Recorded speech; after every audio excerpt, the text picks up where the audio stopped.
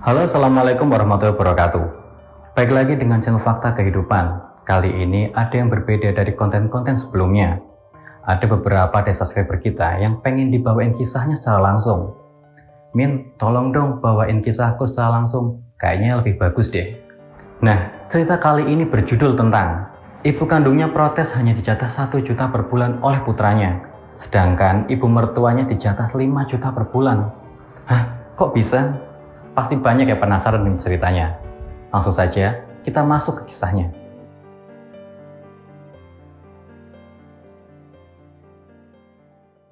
Setiap orang pasti memiliki perjalanan hidup yang berbeda-beda. Kali ini menceritakan tentang seorang pria yang bernama Aldo, bukan nama sebenarnya. Aldo memang memiliki sebuah perusahaan di bidang dekorasi.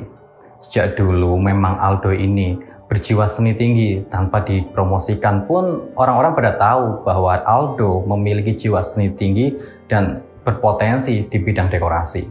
Nah, Aldo ini sudah mempunyai keluarga dan dia juga punya istri yang cantik bernama Nanda. Dari pernikahannya Aldo dengan Nanda, dia mempunyai putri yang cantik bernama Arin yang usianya 5 tahun.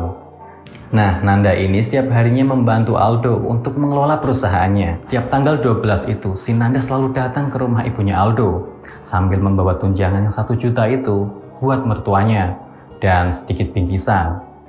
Namun, ibunya Aldo selalu menyambutnya dengan muka masam. Mungkin karena yang dibawanya itu hanya uang 1 juta.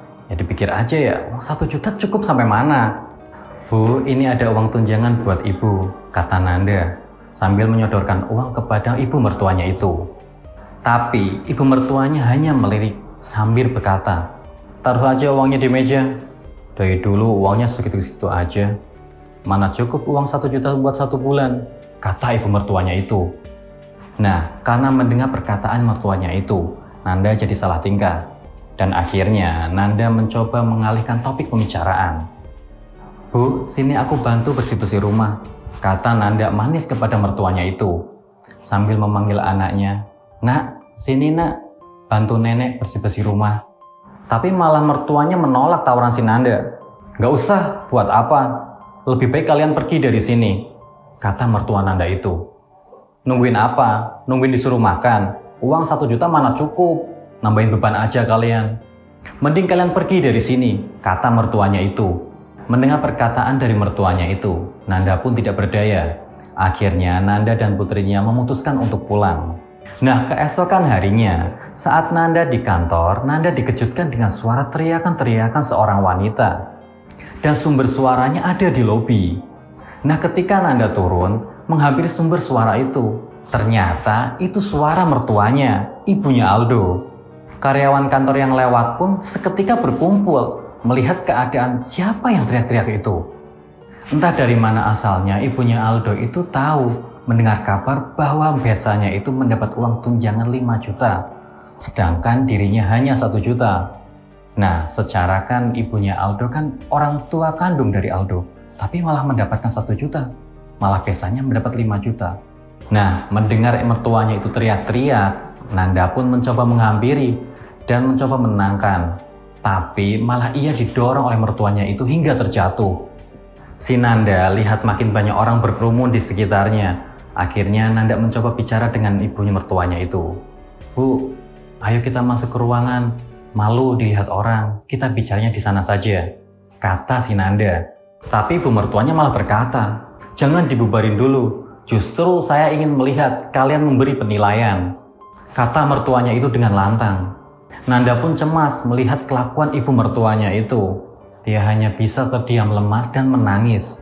Mertuanya justru berkata, "Air matamu mungkin berguna untuk anak dan suamimu, tapi bagiku itu hanya sebuah lelucon. Jika bukan karena kamu, tunjanganku tidak mungkin sekecil itu," kata mertuanya sambil teriak-teriak. Tidak cukup sampai di situ, mertuanya terus berbicara. "Orang-orang di luar sana mungkin memanggil anakku seorang bos, tapi apa? Aku orang tuanya. Hidup melarat, padahal aku yang melahirkannya," kata mertuanya itu dengan keras. Mendengar ada keributan di kantornya, Aldo yang sedang ada di lantai atas pun langsung turun melihat apa yang sedang terjadi. Nah, seketika amarah ibunya Aldo pun sirna saat melihat kedatangan si Aldo. Ia memberikan penjelasan dan berkata, "Nak, bukannya kamu masih ada meeting dengan klien? Kata ibunya Aldo dengan halus. Aku sudah selesai, Bu. Ada perlu apa ibu datang ke sini? Jawab Aldo dengan tatapan dingin kepada ibunya itu. Melihat kedatangannya si Aldo, Nanda pun langsung menghampiri suaminya itu dan menjelaskan kronologi apa yang sedang terjadi di sana. Mendengarkan penjelasan dari si Nanda, Aldo pun berkata, aku memberikan mertuaku 5 juta dan memberikan ibu 1 juta. Memangnya ada masalah apa? Bukannya itu sudah adil, kata si Aldo. Aku memberikan 1 juta itu pun hanya karena Nanda. Jika bukan karena dia, aku tidak akan memberikan sepeser pun kepada ibu, kata Aldo. Aldo pun menambahkan, ya memang ibulah yang melahirkanku. Tapi tanyakan kepada diri ibu sendiri. Ibu tidak pernah merawatku, walaupun hanya 1 hari. Ibu selalu pergi dan pulang hanya untuk meminta uang.